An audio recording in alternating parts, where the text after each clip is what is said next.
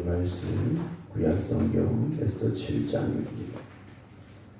구약성경 756쪽입니다. 에스더 7장 1절부터 마지막 10절까지 말씀입니다.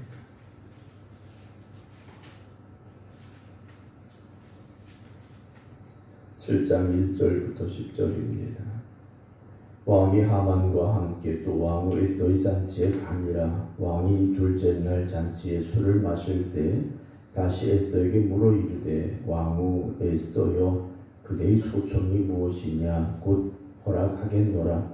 그대의 요구가 무엇이냐고 나라의 절반이라 할지라도 시행하겠노라.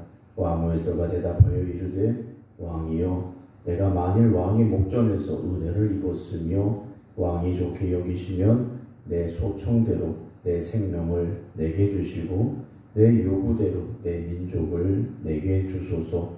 나와 내 민족이 팔려서 죽임과 도륙함과 진멸함을 당하게 되었나이다.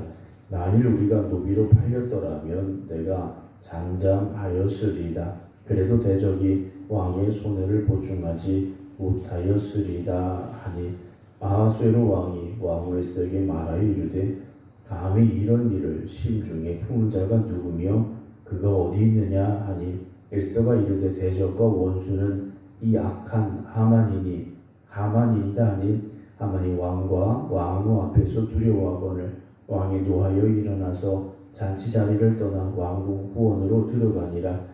하만이 일어서서 왕후 에스더에게 생명을 구하니 이는 왕이 자기에게 벌을 내리기로 결심한 줄 알미더라. 왕이 후원으로부터 잔치 자리에 돌아오니 하만이 에스더가 앉은 걸상 위에 엎드렸거늘 왕이 이르되, 저가 궁중 내 앞에서 왕후를 강간까지 하고자 하는가 하니, 이 말이 왕의 입에서 나오매 무리가 하만의 얼굴을 싸더라. 왕을 모신 내수 중에 하르보나가 왕에게 아뢰되, 왕을 위하여 충성된 말로 고관한 모르드게를 달고자 하여 하만이 높이가 50규빗 되는 나무를 준비하였는데 이제 그 나무가 하만의 집에 솟나이다. 왕이 이르되 하만을 그 나무에 달라 하며 모르드게를 매달려고 한 나무에 하만을 다니 왕의 노가 그치니라. 아멘. 할렐루야. 이스라엘 백성들, 유다 백성을 몰살시키려 계획을 세웠던 하만이 오늘 본문에 드디어 이제 자신이 그 나무에 매달려 죽게 되는 비참한 결론에 다다르게 되는 말씀을 오늘 우리가 이제 읽게 되었는데요. 우리가 살아가면서 하나님께서 하나님의 백성들을 구하시고 또 하나님의 능력 가운데 그들을 보살피시는 말씀들을 성경을 통해서 우리는 많이 접하게 됩니다. 그러나 정작 우리의 삶 속에서 하나님이 나를 그렇게 눈동자 지키고 보호하십니다라는 그 확신과 담대함을 가지고 살아가야 하지만 우리가 그렇지 못할 때가 참 많이 있죠. 하나님이 정말 지금 나와 함께 하실까? 하나님이 지금 나를 위하여 일하고 계실까? 하나님의 그 도우심이 나의 긴박하고 또 힘든 상황 속에서 어떤 힘이 될까라는 그런 의심을 가지게 될 때가 있습니다. 그러나 하나님은 분명히 하나님의 백성들과 함께 하시고 위기에 처하고 환난과 고난에 처한 이스라엘 백성들을 구원하셨던 그 하나님께서 우리에게도 동일하게 역사하고 계심을 오늘 말씀을 통해서 다시 한번 보시고 깨닫고 고백할 수 있기를 원합니다. 이제 왕후 에스더가 두 번째 잔치를 열었습니다. 그리고 그 잔치에 초대받은 두 사람이 오늘 등장을 하게 되죠. 아하수에로 왕과 그리고 하만입니다. 어제까지만 해도 하만은 그 잔치에 초대받은 사람이 왕과 자신밖에 없다라는 것이 너무나도 자랑스러웠습니다. 너무나도 기뻤죠. 야, 내가 이렇게 왕에게도 인정받고 왕후에게도 인정받는구나. 너무나도 만족스러웠을 겁니다. 그런데 그 잔치가 자기를 파멸로 이끌어가고 있다는 것을, 자신을 그 죽음의 자리로 내몰아가고 있다는 것을 몰랐다라는 것이죠. 지혜로운 사람은 환난 가운데도 기뻐할 수 있어야 되고 때로는 즐겁고 기쁜 일 가운데도 내가 지금 서 있는 이 자리가 어떤 자리인가를 제대로 분명하게 바로 볼 줄 알아야 되는 그런 사람이 되어져야 하는데 오늘 하만을 보면 그렇지 못했습니다. 왕은 오늘 세 번째 자기의 왕후에게 묻습니다. 원하는 게 무엇이냐라고 묻습니다. 그러면서 세 번째 다시 물어보죠. 나라의 절반이라도 달라면 주겠다라고 왕후 에스더에게 아하수에로 왕이 다시 묻습니다. 그 말은 이 왕비가 에스더가 무슨 말을 하든지 지금 아하수에로 왕은 들어줄 준비가 되어져 있다라는 것이죠. 이 말이 무슨 뜻입니까? 단지 왕이 왕후의 말만 들어주겠다라는 것이 아니라 이제 하나님께서 일하고 계심이 말씀을 통해서 보여지기 시작하고 있다라는 거죠. 에스더가 무슨 말 하겠습니까? 그녀 입에서 나올 말이 무엇이겠습니까? 3절 봅니다. 왕후 에스더가 대답하여 이르되 왕이여 내가 만일 왕의 목전에서 은혜를 입었으면 왕이 좋게 여기시고 내 소청대로 원하는 말이 나오죠. 내 생명을 내게 주시고 내 요구대로 내 민족을 나에게 주소서라고 왕에게 당당하게 이제 말합니다. 죽으면 죽으리다 외쳤던 이 에스더가 오늘 아하수에로 왕에게 나의 생명 그리고 내 민족을 같은 선상에 놓고서 지금 말하고 있죠. 자기 혼자 잘 먹고 잘 살기 위하여 이 왕후가 된 것이 아니라 이 민족을 지금 이 시간에 살리기 위해서 하나님이 나를 왕후의 자리에 오르시게 하셨음을 고백하면서 내 생명을 내게 주시고 내가 원하는 내 민족을 나에게 주십시오라고 왕에게 말합니다. 근데 단지 에스더가 그냥 우리 살려주세요 이 말이 아니죠. 무엇인가 합당한 이유가 있어야 됩니다. 4절 나와 내 민족이 팔려서 죽임과 도륙함과 진멸함을 당하게 되었습니다 라고 말합니다. 유다 민족들이 다 죽게 됐다라는 거죠. 만일 우리가 노비로 팔렸더라면 내가 잠잠했을 겁니다 라고 말합니다. 노비로 팔렸다면 죽는 게 아니죠. 멸망당하는 게 아닌데 어쨌든 살아있다라는 거죠. 그럼 그 살아있는 것이 무슨 의미인가? 그래도 대적이 왕의 손해를 보충하지 못하였으리다 하니 즉 유다 민족이 왕에게 얼마나 큰 도움이 되고 있고 얼마나 큰 일꾼들입니까? 그런데 그 유다 백성이 다 죽으면 그 손해가 누구한테 오겠느냐? 왕 당신에게 오는 거 아닙니까? 라고 말하고 있다는 거죠. 참으로 지혜롭게 여인이 말합니다. 그냥 우리 불쌍하니까 살려주세요. 하만이 죽이려고 하니까 살려주세요. 이것이 아니라 거기에 합당한 근거와 이유를 분명하게 왕에게 제시했다라는 거죠. 그럼 이 말을 들어보면 아하수에로 왕이 얼마나 어리석었던가를 우리가 조금은 보게 된다는 거죠. 단지 하만한 충동에 이끌려서 한 민족을 몰살시키려는 그 계획에 왕의 명령을 내리고 거기다 도장까지 찍어서 그 계획이 그대로 실천되도록 했던 사람이 바로 자기 자신이었다라는 사실이죠. 5절에 아하수에로 왕이 왕후 에스더에게 말합니다. 감히 이런 일을 심중에 품은 자가 누구며 그가 어디 있느냐? 이거 물어볼 필요도 없죠. 유다 민족을 죽이라고 왕에게 간청했고 그 명령을 내리게 한 사람이 누굽니까? 왕이 그렇게 신뢰했고 높여주었던 하만이라는 사람이죠. 바로 지금 앞에 있는 사람이라는 겁니다. 왕이 아직도 깨닫지 못합니다. 6절 에스더가 말하죠. 대적과 원수는 여기 있는 이 악한 하만입니다. 그래요.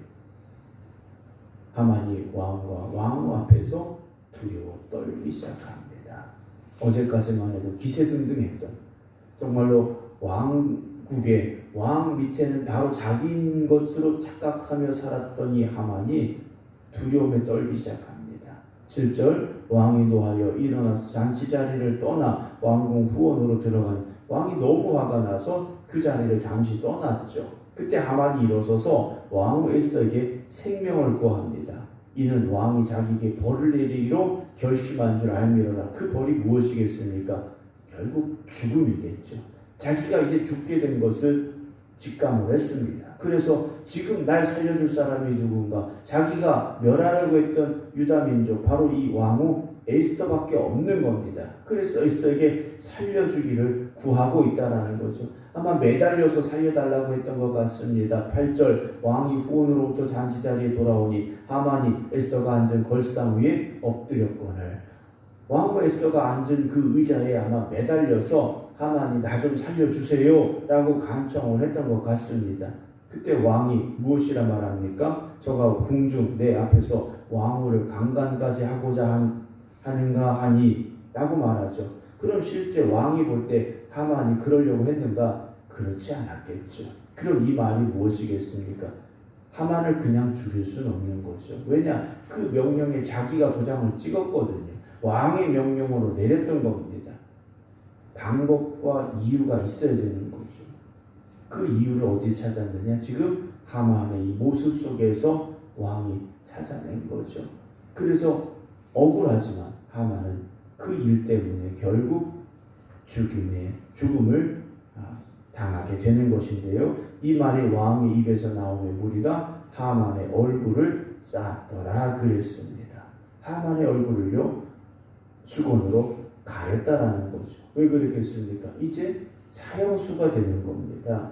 9절 왕을 모신 내시 중에 하르보나가 왕에게 말합니다. 왕을 위하여 충성된 말로 고발한 모르드게를 달고자 하여. 이 말이 언제 나온 겁니까? 어제 우리가 함께 나눈 6장의 말씀이지 않습니까? 왕을 그 위기에서 살린 사람이 모르드게인데 오히려 그 모르드게를 매달아 죽이려고 하만이 높이가 50규빗이나 되는 나무를 준비하였습니다. 하만이 그런 사람이었습니다. 이제 그 나무가 하만의 집에 서 있는데 라고 말합니다. 그럼 이제 어떻게 됩니까? 왕이 이르되 하만을 그 나무에 달라 그래요. 모르드게를 죽이려고 세웠던 그 나무에 하만 자신이 달려 죽게 되었다라고 오늘 7장은 기록을 하고 있습니다. 사랑하는 성도 여러분, 물론 세상의 모든 상황과 또 일들이 권선징악으로 끝나지는 않습니다.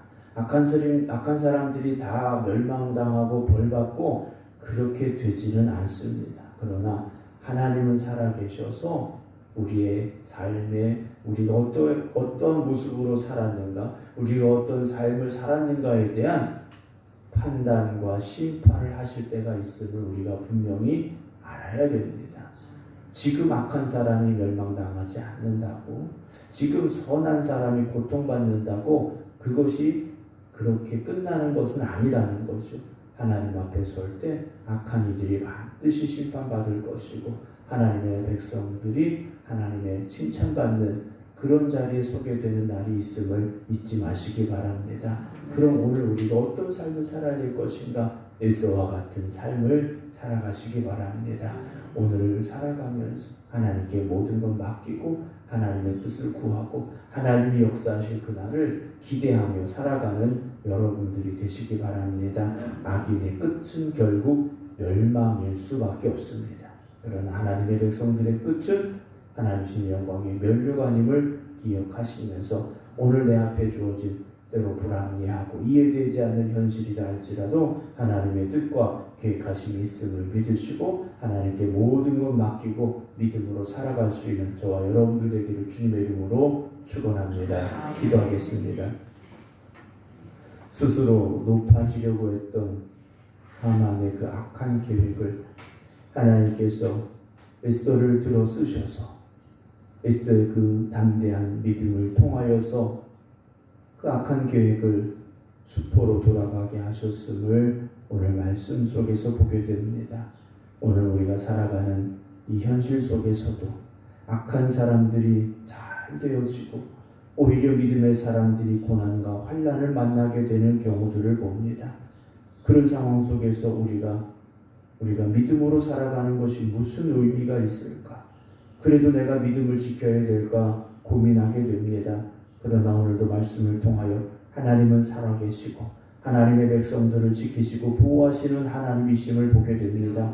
우리가 깨닫게 하여 주시옵소서. 그래서 세상에서 악인들이 흥하는 모습을 보고 부러워하는 어리석음에 빠지지 말게 하시고 하나님 앞에서 그 악한 사람들이 반드시 심판받고 멸망할 때가 있음을 기억하게 하여 주시어서 오늘 우리의 삶 속에 때로 고난과 환난이 온다 할지라도 하나님만 바라보고 믿음 위에 서서 굳건하게 오늘을 살아갈 수 있는 저희들 되게 하여 주시옵소서. 오늘 주님의 거룩한 날 저희에게 주시니 감사합니다. 이 새벽 주님의 날을 시작하며 깨어 기도드리는 성도들, 각 가정에서 믿음의 재단을 쌓은 성도들 주님 붙잡아 주시옵시고 오늘도 이 오직 하나님의 영광을 위해 살아가는 저희들이 되게 하여 주시옵소서. 이 성전을 거룩하게 구별하여 이곳에 세워 주시옵사오니 오늘도 하나님의 영광이 성전에 임하게 하여 주시옵시고 하나님 주의 말씀의 은혜가 임하는 귀한 예배 되게 하여 주시옵소서. 이제는 우리 주 예수 그리스도의 은혜와 아버지 하나님의 무한하신 사랑하심과 성령님의 감동 감화 역사하심이 오늘도 하나님만 바라보며 말씀에 순종하며 믿음으로 살아가겠습니다. 기도드리는 모든 성도들 위해 이제부터 영원토록 함께 하시기를 간절히 축원하옵나이다. 아멘.